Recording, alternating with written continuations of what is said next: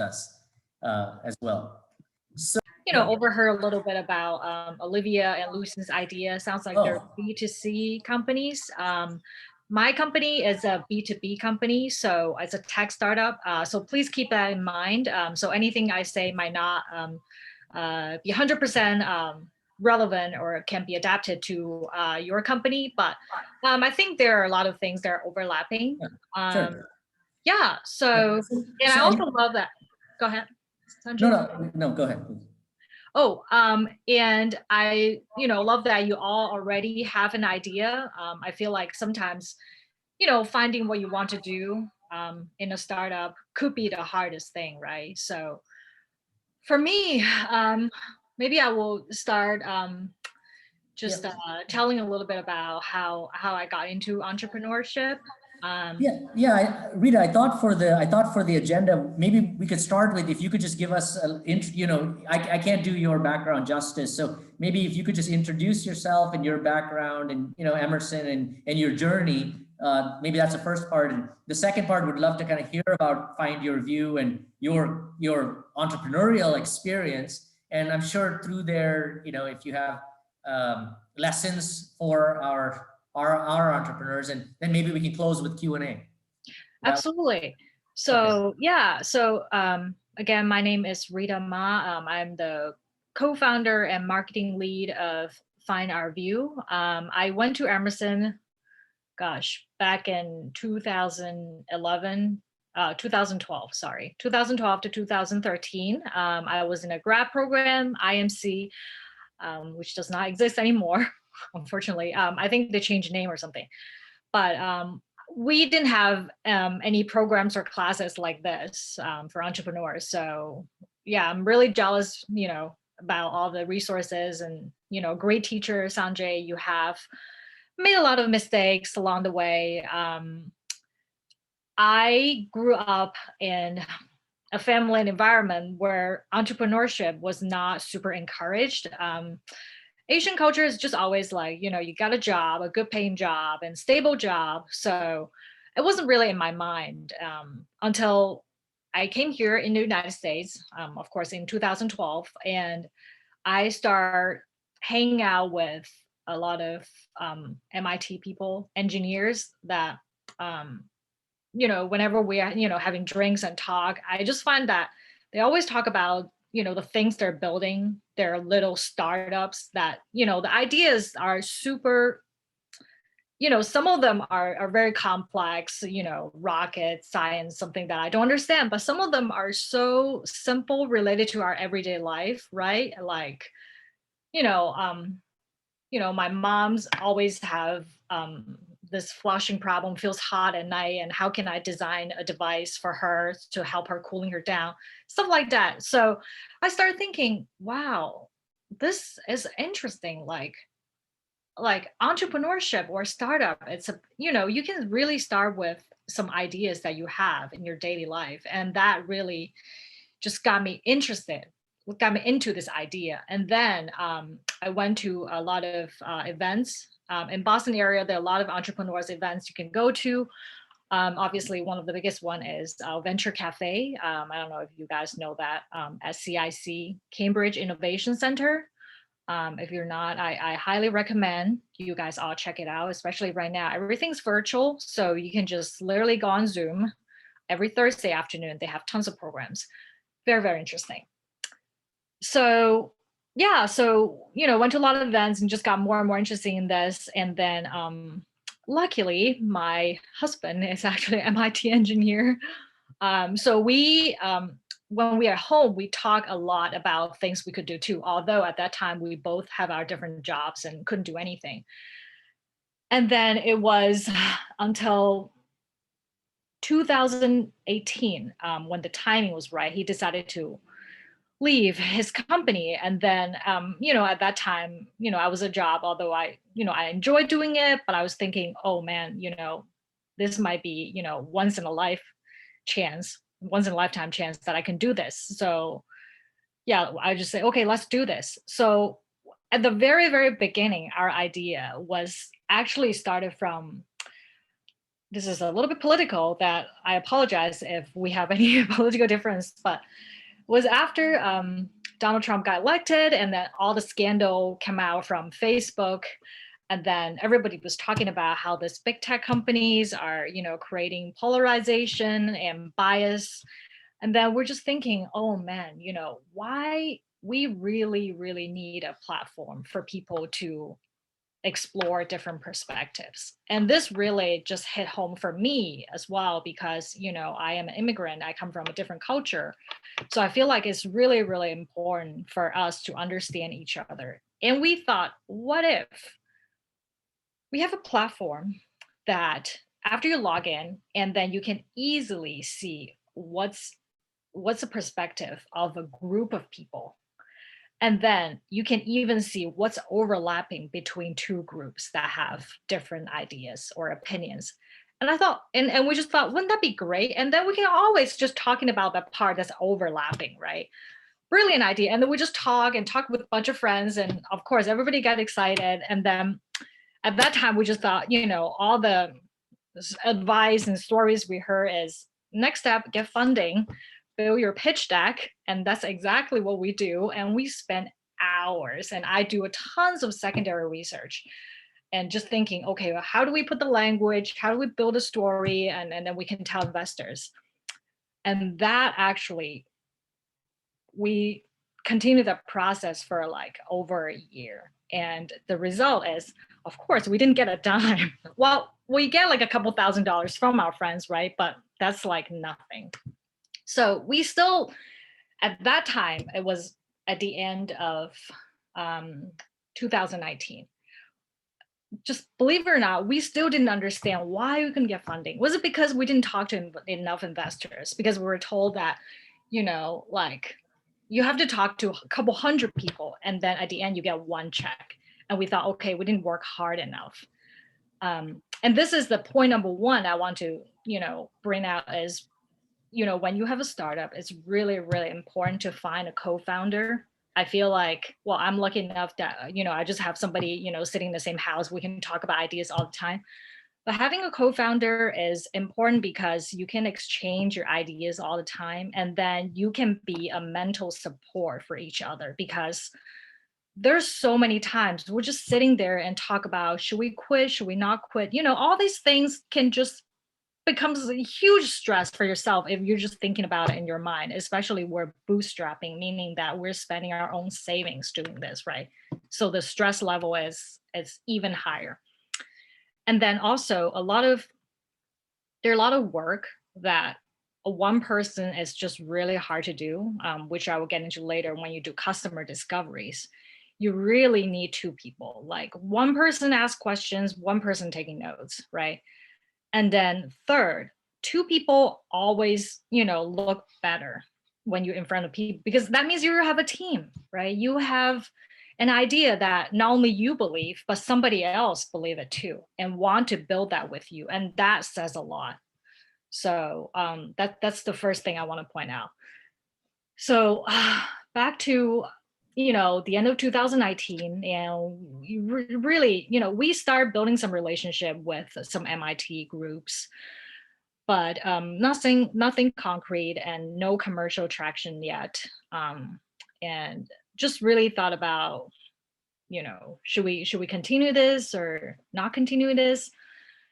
One time we happened to know through a friend that there is a program called ICOR, actually sponsored by National Science Foundation. It's a program that train you to do customer discovery. And it happens to be the headquarters at MIT, so we can do it. So we're thinking, okay, well, this is the last thing we're gonna do. If we go through this program, nothing happened, let's just call it a day, right? So we did it. Oh man, that just completely like transformed our company. So that, brings to the second most important, probably if there's only one thing that you can take away from today with my talk, will be really, I can't stress enough about knowing your customer, the importance of knowing customer. Of course, we always have this ideal persona in mind, right? We talk about, yeah, we think about people who need this. Like, who are these people, right? We always talk about, people will need this. My friend will need this. No, no, no. Because first of all, you need to know who are these people, and second, sometimes your friends tell you they like the idea, that we use it because they just want to be nice to you, right? So we were in this program. It was like, I didn't expect to be that hard. It was, oh man, we were forced to interview 100 people in less than 7 weeks. And we have class every day, 5 days per week. So it was like, maybe my math was wrong, but we had to interview 15 people per week, like individual, right? We can't do a group. If it's a group, it counts as one person. So that was insane. So we literally just use all the resources. We can reach out to people on LinkedIn and friends that I never talked to for years and just say, hey, can I do it? We did cheat a little bit, because 15 people about what we want to do, it's extremely hard. And then I remember one time at 12 a.m., because it was 9 p.m. in the West Coast, and we're still talking to customers. It was insane. So at that time, we did still started with this, I call it civic idea, right? Want to build a social media and want to help people explore different perspectives. And then we were pushed by the instructors in saying, like, I love you have this civic idea, but seems like you just want to stay in a zone that's very comfortable for you, because civic, when we talk about civic, we talk a lot with nonprofits, with schools. So it's always, they don't have that commercial pressure. And then the language they use is always a little bit fuzzy. So they just want us to go out, really approach to some commercial clients, right? Like companies that they are for profit. They want to make money, and then you got to solve a problem they have so that they can pay you.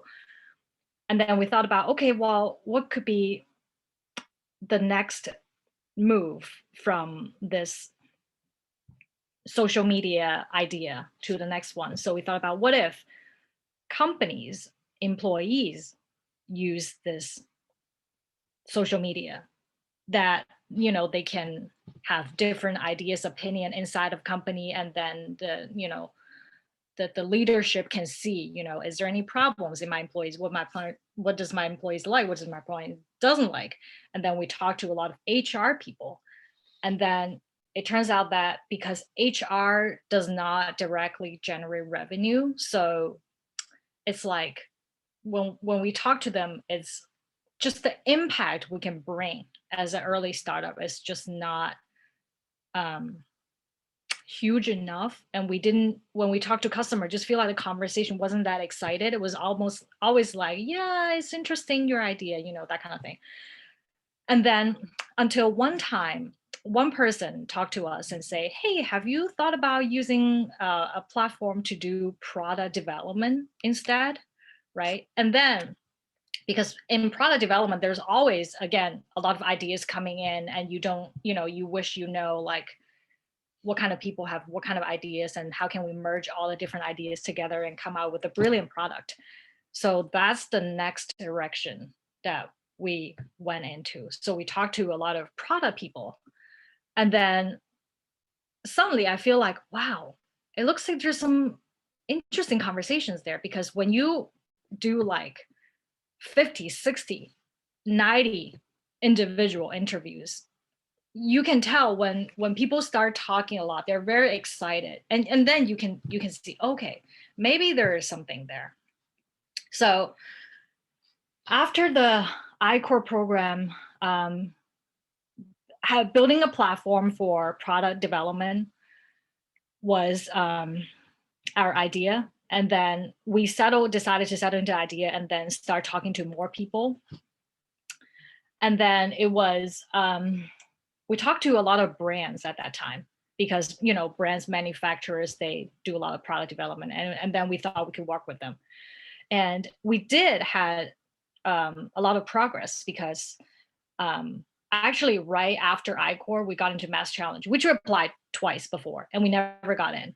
So we immediately started seeing the benefits by talking to real customers who are really going to use a product. It's like the content that you put down has more meat, right? Has more stories immediately. So I thought maybe that's why we got into Mass Challenge. And then we actually start talking to huge brands like Fortune 500, and then talking about like how they could use our product to help them build a product development. But then one problem that we went into is a lot of brands, they have a big data science team in their company. So sometimes they might not want to use a vendor to do the job. And then we did want to just hit a roadblock and just thinking, okay, well, while we're keep continuing to talk to brands, but it's this mindset about talking to customer and seeking where the problem is and how big the pain is we can address a media problem. So I actually keep exploring other industries while we keep talking to some brands. And it was till the end of last year, finally, when we talked to a publisher. Actually, is the industry that we're selling into right now. So the publisher, they write a lot of product recommendation articles, right? Like what's the best vacuum, the best whatever, the best computer. And sometimes when so the procedure they have is they do testing, but somehow they have to take consumers experience, which is consumer reviews, into consideration as well to write a more thorough recommendation articles, or somehow can boost their engagement, boost their sales. And they're doing that manually, or they want to do it faster, but they couldn't. And then that's where, like, when we talked to the first company, and then the CEO at that time was so excited, was like, oh my God, I can totally see there's so many applications in my company. I would love to do this. And that's finally, after 2.5 years, we secured our first paid pilot. It wasn't even a contract, it was a pilot, right? So it's during a period. So after that, we, just start going down to this path, and until today, we're still talking to publishers. So that's a very, very long story. I hope you enjoyed it, and I feel like I probably missed a lot of details, but that's my journey in a nutshell. Rita, this is so inspiring. Oh, thank you so much. I have a question about co-founder. Yes. So I heard a lot of advice that you should find a co-founder who is also your friends for a year, because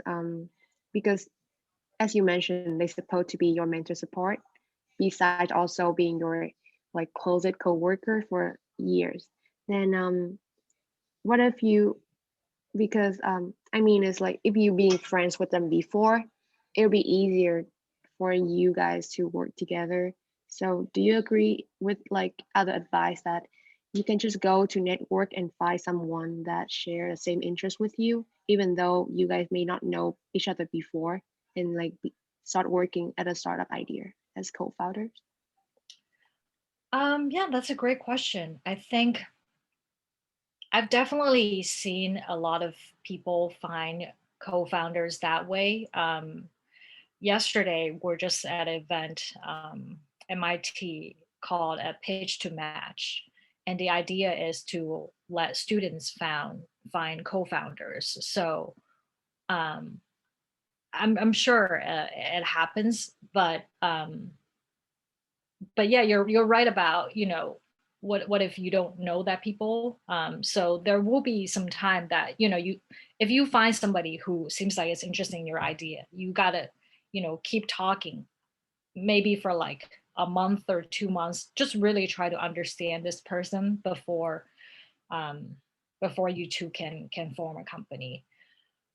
So for friends, I think one important thing is understand that sometimes some people might think, okay, you know, we're friends, we're not going to say things too harsh to each other, we're not going to be honest to each other, because we don't want to see, we still want to be friends, right? We don't want to be like, don't see you again next year or something. So really want to find a friend that can be honest with you, that know, like, when we talk about work, we're colleagues, we're gonna have conflicts, and that's fine. And conflicts is really, really important in work, because that's how you guys can have different ideas, new ideas coming out. However, after work, you know, we can still be friends, right? Although we have different ideas, but we're still friends. We enjoying each other's company. So I think, yeah, just find somebody who share that value with you. It's extremely important, I think. Thank you. And also, I'm curious about um, you and your husband are co-founders, and what is your area and what is his area to work on when you do this? Can you see the question again? I didn't quite understand it. Oh, I'm so sorry. Yes, I mean, how do you guys divide the work when you start this startup, and what is your area? Like maybe it's marketing, and what is this idea? Who is a coder? And yeah, you know. Oh, well, for us, it was very simple because I don't know how to code. Um, but also because my education background is liberal arts, and I study marketing communication too. So I somehow just have an idea about, you know, the importance of having, you know, what you guys just learn here, right? Creating value for customers. Although at that time I didn't really have a real customer in my mind, but I know there's the importance of having a customer and understand that, and branding and stuff like that, and communications. So that just naturally, gradually becomes my job, especially after I-Core, like, because I lead a lot of interviews, and then I made a lot of decisions between us two, like what industry should we go into as a next step, and talk, you know, and debrief after each interview. So that actually gradually becomes my job, and it's my main focus right now, which is business development and customer discovery, and we're still doing that. Thank you. Hi, Lucen.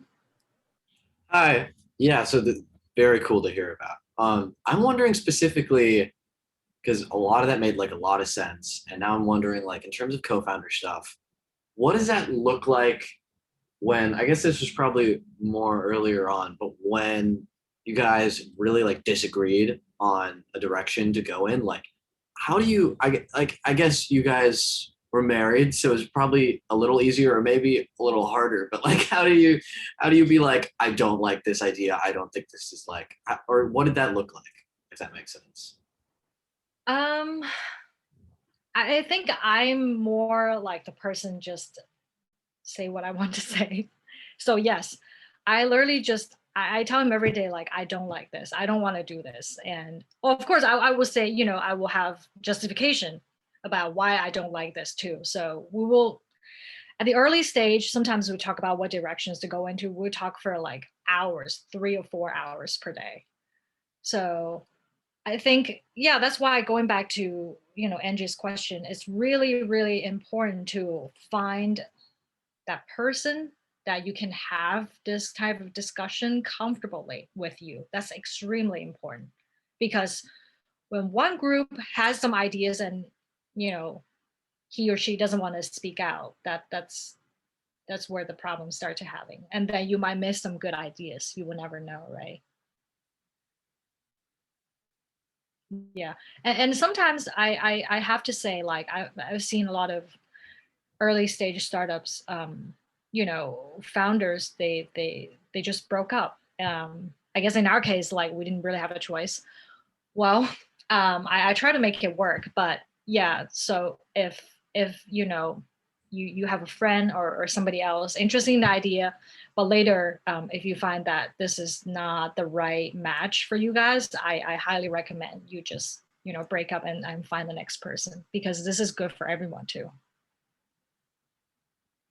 That makes a lot of sense. Thank you. If I could add into that, do you mind if I add a couple of comments, Rita? Yeah. On the concept of co-founder, I think it's really split 50-50. I think there's like half of startups started with friends and blew up because, like, you know, they couldn't, because they weren't, as Rita's saying, they weren't honest with each other. They just tiptoed around everything. And also the issue with friends is, I think what I would say is, rather than co-founders, I would use the word like complementary team. So Rita is a marketing person, so she needs somebody from the coding side, right? So and it's not just you. Like, I think Olivia would need to think about this. Lucian will need to think about this. Maybe the word isn't co-founder, because co-founder indicates, oh, okay, it's 50-50 right away. But and by the way, I'm going to get to that point in a second. But you know, I think Olivia is going to need skills that she doesn't have. Any co-founder is going to need complementary skills around them to build a successful company, right? So you'll need sales and marketing, right? They call them, actually, I think it's an MIT term. They call them the hustler. Then the hacker, which is the coder, and you need the hipster, which is the designer or the customer experience person. So you always need somebody who's, you know, product and design. You need somebody who's going to sell the thing, and somebody who's the technical. And there's nobody in the world that could do all those three things. So any co-founder is going, any founder is going to need this complementary team around them. And I'm not sure, like, it's the best to just get your friend unless they have those skills. Now, there's 50% of examples where there were 3 different skill sets and they were all friends, and it kind of worked out. So I think that's just kind of one comment I would add on that. The second thing is, I think you know, I think that it's super important to, like, document all this stuff up front. And this is where it gets complicated, because Lucian has this great idea, and, you know, if he goes out right now and, you know, gets a co-founder, well, that person's going to expect, you know, 50% of the company, and that has to be documented, and all of these kinds of things. So there's no right or wrong answer. I think that it's an art. At some point, you will need to bring people in. You won't be able to pay them, so you'll have to give them equity in the company. And you need to ensure that it's a right fit and a strong fit. And Rita has said many of these things, like, you need to spend time and understand how you're going to resolve conflicts and how decisions are going to be made, and, you know, respect each other. And you know, and all of this has to be kind of formulated also. And I think these are just a couple of things that as you think about it, I think I would, yeah, you could use the word co-founder, but complementary skills around you to help you get there. And buttoned up in terms of formality and roles, expectations, and reward. You know, and I think that's kind of super important. Yeah. Rita, if I look at, I mean, you had some great points around the co-founder. Your comment around customer discovery is also really interesting and totally, like, reinforces the point. You talked to 100 people, and iCorp forced you to go out there and talk to people. And you made a really interesting comment, but I just wanted to reinforce it is, yeah, when you talk to your friends, they never tell you the truth. So, you know, I'll just say, like, so Olivia went and talked to 20 of her friends, but, you know, like, your friends are nice and they don't want to tell you, oh, it's a dumb idea.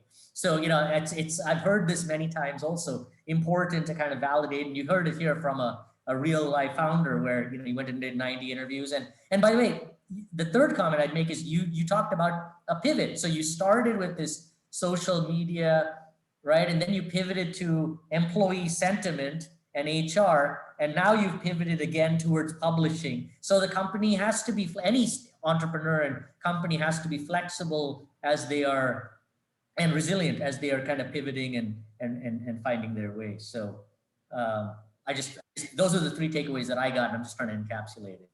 Yeah. So customer discovery is a whole another series. And after doing so many interviews, we're still doing it, right? I'm doing it every day. I almost feel like I wanna go back to school and study psychology or something, because that's how difficult and interesting customer interviews are. And it is extremely important to talk to people that you don't know, that it's going to be your customers, that they're going to pay. So yeah, Olivia and Lucian, and, you know, definitely I will highly recommend you do that. Meanwhile, you're doing other, you know, finding a co-founder things, right? All the things has to happen together. But I thought maybe Because I joined later. I didn't hear like what's Olivia and Lucy's ideas about. Maybe I don't know if you guys are willing to share a little bit. Yeah, of course. My idea revolves around, I'm international. I'm from Argentina, and I've been here for like 5 years in America.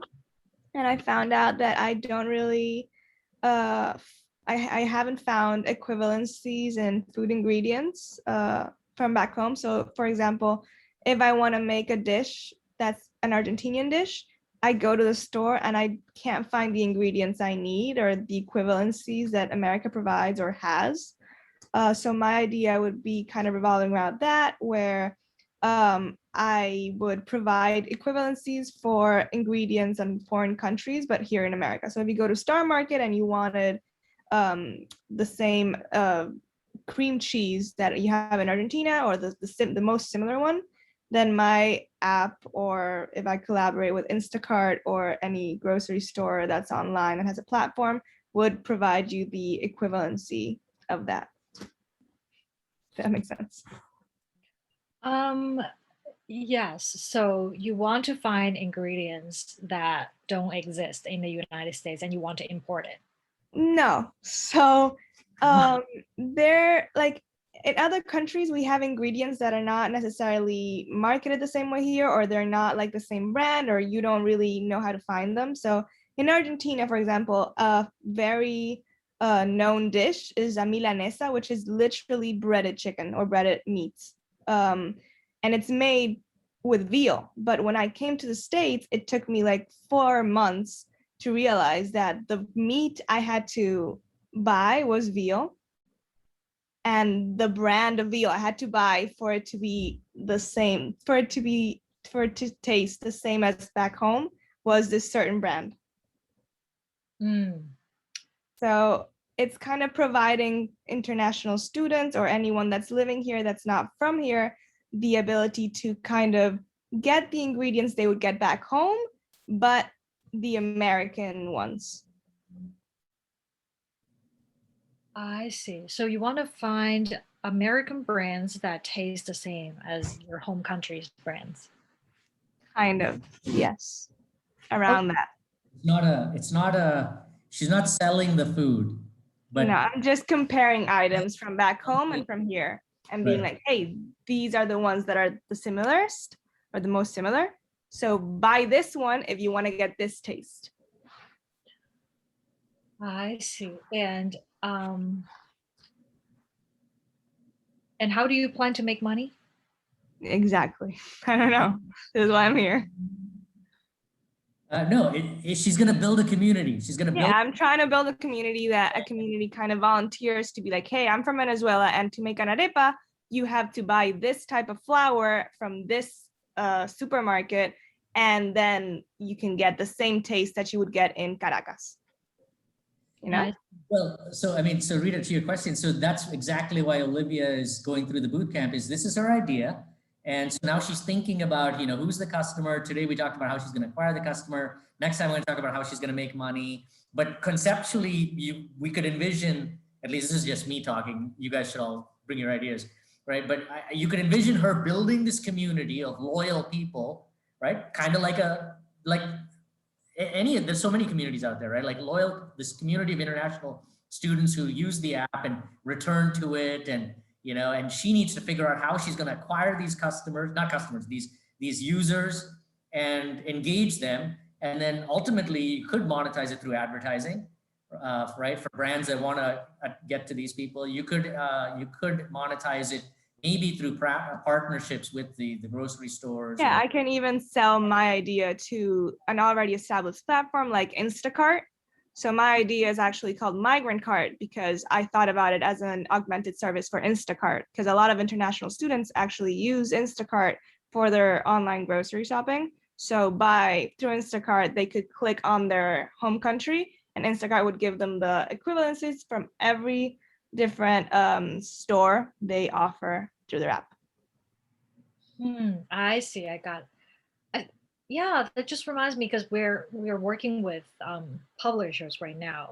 A lot of websites will do product recommendations, and write a little description. Yeah, but then that implies that me or the customer has to go and do research on what is the best product to like that would be equivalent to the one I'm looking for. So my idea is I will put all that information in one platform and give it to you. I see. Have you thought about just start with having a website? I know that we just talked about this, but Yeah, but I don't really have the time to manage a website, nor do I know how to. And it was just, my idea was just to kind of create a platform to sell to Instacart. That's how it started. But I think to your point, both of you, I think that would be the first prototype. I mean, Olivia, as you can think ahead, like we're trying to slow you down so you actually validate the idea. Oh, for sure, yeah. Things, but ultimately you could see the first prototype is a small website, maybe a landing page or something. You put it out there, you get a design. Hopefully you get a design from Emerson students who are interested in designing, or there's students who could help you code it. These days you could actually build a website on Squarespace without knowing coding, right? And you kind of put it out there and you can see like, okay, how can you get people there? How like that's the first thing you need to do. Like prototype is for sure. Over the summer. But that's my idea. Lucian can tell you his idea. Got it. Thank you. Hi. Yeah, so I have an idea that's related to like the Emerson film community. I noticed that pretty much the only way people fundraise here is by like begging for money on Instagram stories, and then it pretty much only gets fundraised by their friends and family. So I'd like to give people a reason to change that.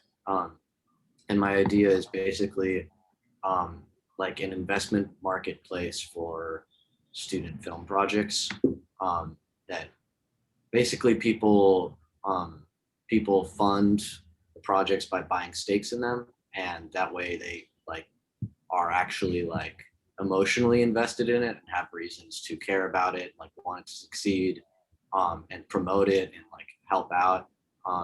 Basic idea for that is like kind of like if they invest in this, depending on how well it does, and like inside Emerson, I'm thinking sort of like a competitive landscape inside the marketplace.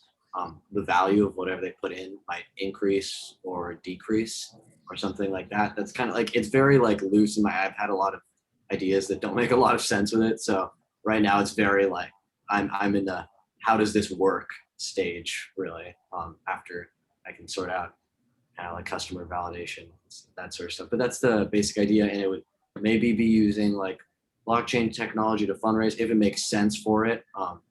That was my original idea, but it wouldn't be just like as a gimmick. It would be like, if it made sense, then I would do it that way. So that's the vague idea, if that makes any sense at all. Yeah, it just reminds me of almost like a crowdfunding for films. Yeah, it's sort of like that. I want it to be kind of like more of like the people who take part in it and put in money, like they are like kind of like, it feels like they're almost like part of the team, like they're really like diving into it instead of just kind of like giving money to something and then hoping you get something out of it later. But I need to figure out how to communicate that more. Yeah, I think, yeah, that's where the creators part, like I was fascinated by that because, for us, like a startup is always about, solving a problem people have, and that's why they can give money to you. So for films, I don't know usually like how the funding goes, but in this case, again, at first I was just curious, like, who are the people are willing to fund films? Like, do you know? Well, yeah, I mean, in this idea, it's like very targeted on like this small Emerson community. So the thing I'm trying to solve is like getting people to care enough to fund their other students' films instead of just their friends. Like that's like the big thing I want to like change, like getting people to care. I see. So ideally, they would be the people who would be willing to fund things, if we could get people to care and incentivize them And it's like, for me, it's like figuring out how to incentivize them. And I think the way, in terms of like monetarily, we would take like a small royalty that would just go back into Yeah. holding the website and stuff. Right. Yeah, I think for me, I probably would just talk to more people who you think might be willing to give money, and then just, ask them why they would give money, right? And when you say care, I think it's not, you might have to turn it into something more tangible, Yeah. visible, right?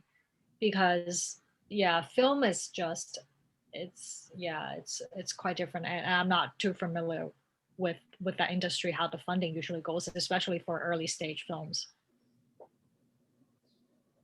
But I would encourage Yeah, you. it's just a lot of like simple like GoFundMe's and stuff like that. So I want to look a lot also at like what they do and how I can do it in a different, better way. And yeah, I still haven't done my like interviews. I'm planning on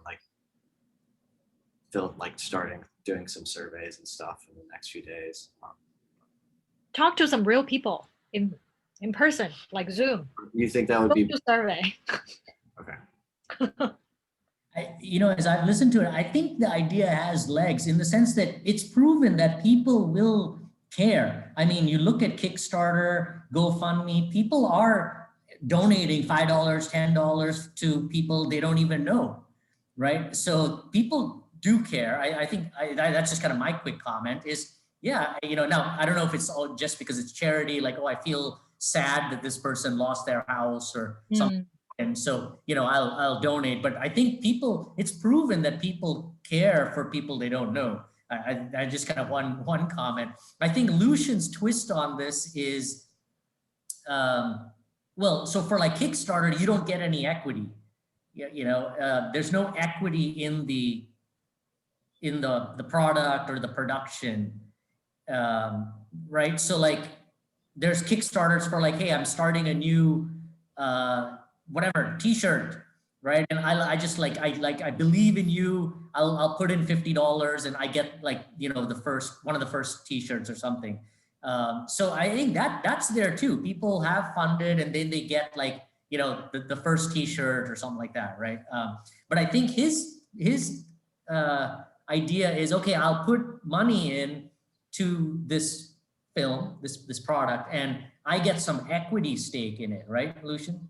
Yeah, I was sort of thinking the way I might be able to do something like that is, in terms of if I'm not worried about making money at first, whatever small percentage of our royalty, like we collect from like all the projects going on, that goes kind of into like a pool, and whatever is like doing the best in terms of like, awards within Emerson and stuff like that, the value of whatever your share is goes up. And then I was almost thinking like people could cash out or something like that.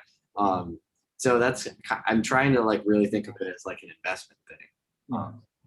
But I don't know how investment works that much. I'm taking like one finance class, so like, it's tricky for me to think. You gotta work through the mechanics of it, but there's something there. No, like, because, and he's right. Like today, you want to, especially indies, like that's the challenge, right? You're all creatives. That the issue is that, I'm a creative, I'm an Emersonian creative. I have this great idea for a film, but I can't get funded. So I have to go hat in hand and try and raise the money. So, this concept here is that this marketplace would afford me the opportunity to do that. I think what he has to think about is the mechanics of, so what do I get in return? How does that work? How, all that kind of stuff, I think.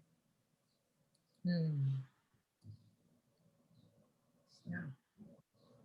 But yeah, great ideas. And definitely in the future, feel free to, email me if you have, other things that you want to bounce ideas about, and Olivia too, and Sunji and Angie. Yes. Yeah, I just wanted to ask you a few questions that people on Instagram kind of like ask, because we put a poll, or not like a poll, but a question on like, what would you want to ask Rita? And some of the questions were just like any networking tips, because as like a startup founder, it is a lot of like networking and talking with a lot of different people. So if you could just talk about like some tips that you have for kids, especially right now with the pandemic on Zoom, and just be more proactive about it.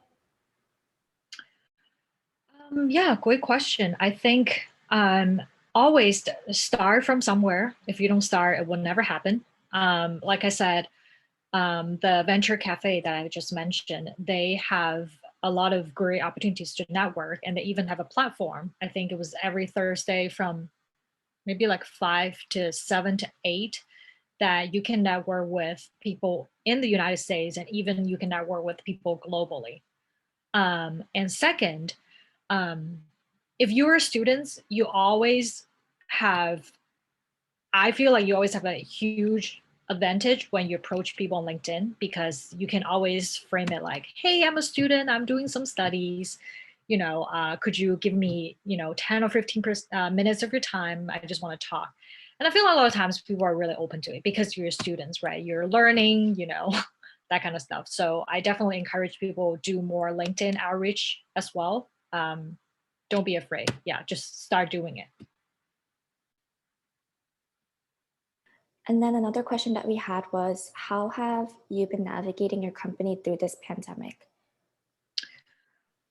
We are very lucky in some sense that pandemic really allowed us to, how can I say it? I think, well, first of all the teams are virtual, so we don't really need to have an office. Everybody worked from home, and then we just communicate through Zoom. So that's a huge cost savings for us. And then also because of pandemic, people are actually more open to talk. When I say that, I mean like you cold outreach to somebody. And these days, because everybody's staying home, so being able to talk to another person on Zoom is just, it's like it become a special thing right now. So people are actually more open to talk. So that's definitely one of the good things happen for us. And also during pandemic, a lot of companies, especially retailers, right? Companies that have physical shops out there, they actually, had a lot of damage. So it's kind of like the growth stopped a little bit, and now it's actually a perfect time for us early stage startups to catch up right now, because we're still so small. We're still doing a lot of customer discoveries, and we're doing sales one by one. So in a sense, that pandemic actually doesn't really stop us growth, and it just help us grow more actually in some sense.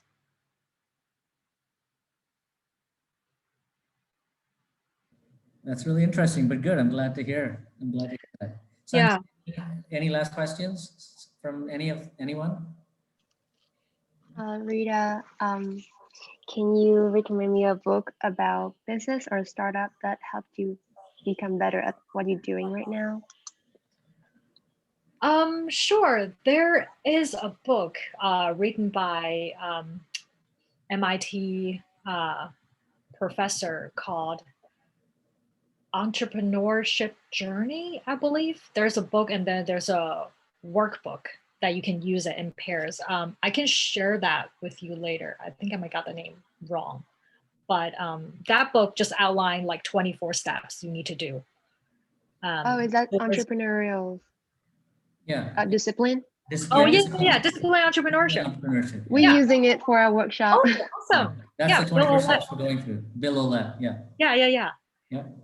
So I think that book is a really good, guide for entrepreneurship.